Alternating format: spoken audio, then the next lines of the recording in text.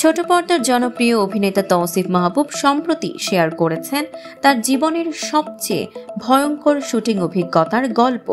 ভিকি জাহেদ পরিচালিত খোয়াবনামাতে অভিনয় করতে গিয়ে তিনি কবরে লাশের চরিত্রে হাজির হয়েছেন, কিন্তু বিষয়টি শুধু অভিনয়ই সীমাবদ্ধ ছিল না, কারণ রাত ৩টায় আসল কবরের ভেতর শুয়ে তার উপর ছেড়ে দেওয়া হয় ছয়টি জীবন্ত সাপ।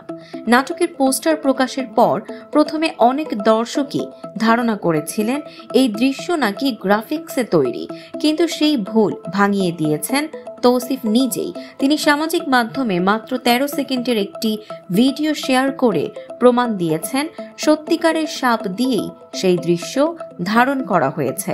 ভিডিওতে দেখা যায় এক নারী, যিনি সাপের বেদিনী, কবরের ভিতর শুয়ে থাকা তৌসিফের ওপর একে একে বিশাল আকারের সাপগুলো ছেড়ে দিচ্ছেন। কোনো সাপ মুখের ওপর দিয়ে, কোনোটা বুকের ওপর, আবার কোনোটা ঘাড়ের ওপর দিয়ে হেঁটে যাচ্ছে। তৌসিফ জানান, আমার চরিত্র ছিল লাশের, তাই ভয় পেলেও নড়তে পারিনি। যদি সাপ আক্রমণ করত তখন আমাকে রক্ষা করার সুযোগও ছিল না। ইউনিটের সবাই দূরে দাঁড়িয়েছিল, শুধু সাপের বেদিনী কাছাকাছি ছিলেন। তিনি আরো বলেন, মানুষের সবচেয়ে বড় ভয় হলো মৃত্যু ভয়। আমি কবর, সাপ এবং মৃত্যু ভয় তিনটাকেই একসাথে জয় করার চেষ্টা করেছি। কবরের ভেতর শুয়ে মনে হচ্ছিল একদিন আমাকেও ঠিক এভাবেই মাটির নিচে শোয়ানো হবে। এটাই সত্যি। তৌসিফের সঙ্গে এই নাটকে জুটি বেঁধেছেন তানজিন তিশা।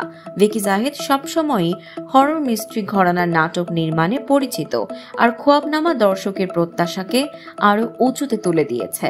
তৌসিফের শেয়ার করা এই ভিডিও এখন সোশ্যাল মিডিয়ায় ভাইরাল এবং অনেকেই বলছেন বাংলাদেশি নাটকে এমন সাহসী শুটিং বিরল।